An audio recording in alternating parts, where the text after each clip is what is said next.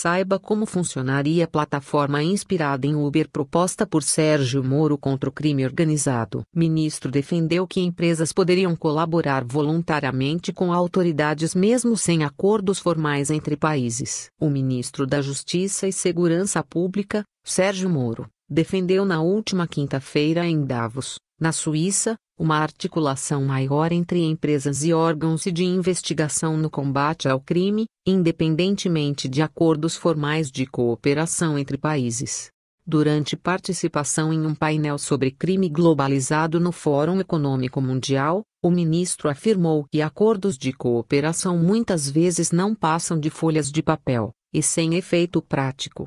Ao explicar sua proposta, ele chegou a defender uma plataforma inspirada no aplicativo de transporte Uber. Eu estava pensando aqui em tecnologias usadas com carro como Uber. No passado, eram preciso licenças para operar táxi, e agora há uma plataforma digital em que você não precisa mais do governo para dizer que o serviço é confiável. Eu estava pensando em algo similar. Você ter talvez uma plataforma digital em que corporações vão para essa plataforma e dizem estamos disponíveis para a cooperação na aplicação da lei em todo o mundo. Não necessariamente você precisa de uma cooperação pelo nosso governo, afirmou Moro, em inglês.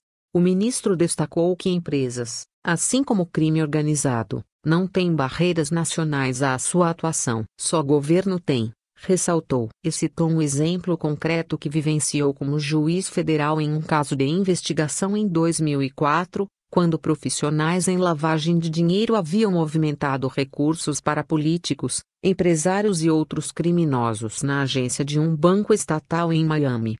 Naquela ocasião, não havia acordo mútuo, de cooperação, com os Estados Unidos. Nós abordamos esse banco brasileiro com braço em Miami e o banco mesmo solicitou uma decisão a uma corte estadual para conseguir uma autorização judicial para entregar os arquivos bancários para autoridades brasileiras, contou Moro. A mediadora do painel, Ilona Zabu Carvalho, diretora executiva do Instituto Igarapé, qualificou a proposta de Moro de disruptiva, algo que quebra padrões, e sugeriu que servisse como estímulo para reflexões sobre como ampliar, não só acordos globais, mas experiências práticas. Eu percebo que a cooperação internacional hoje em dia é baseada em cooperação entre governos, entre funcionários dos órgãos de aplicação da lei, mas isso é mesmo necessário? Questionou também o ministro. Se você é uma corporação privada e não quer que sua empresa seja usada para fins criminais, você normalmente quer cooperar, porque você precisa seguir todos os canais diplomáticos.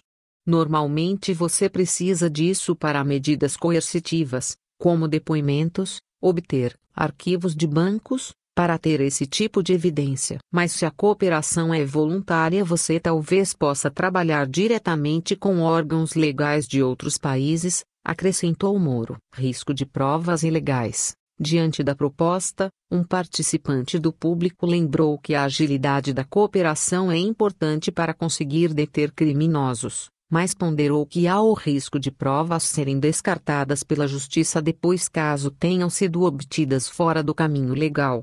Uma das acusações que a defesa do ex-presidente Luiz Inácio Lula da Silva fez contra a Operação Lava Jato é que a força-tarefa teria obtido cooperação de autoridades americanas extralegalmente. Os advogados do petista baseiam suas alegações, por exemplo, em uma palestra realizada em julho de 2017 por Kennedy Blanco, então vice-procurador-geral adjunto do Departamento de Justiça dos Estados Unidos, em que ele afirma que a confiança estabelecida entre autoridades americanas e brasileiras permitiu comunicação direta sobre provas. Na fala, ele elogia a condenação de Lula por Moro no caso do triplex do Guarujá, que havia ocorrido dias antes, e defende que agentes de diferentes países inicialmente troquem informações diretamente e apenas após o avançar das investigações, acionem canais oficiais. Dado o relacionamento próximo entre o Departamento de Justiça americano e os procuradores brasileiros, não precisamos nos basear apenas em procedimentos oficiais, como tratados mútuos de cooperação jurídica, que geralmente exigem tempo e dinheiro significativos para serem escritos, traduzidos, transmitidos oficialmente e respondidos, afirmou também na ocasião.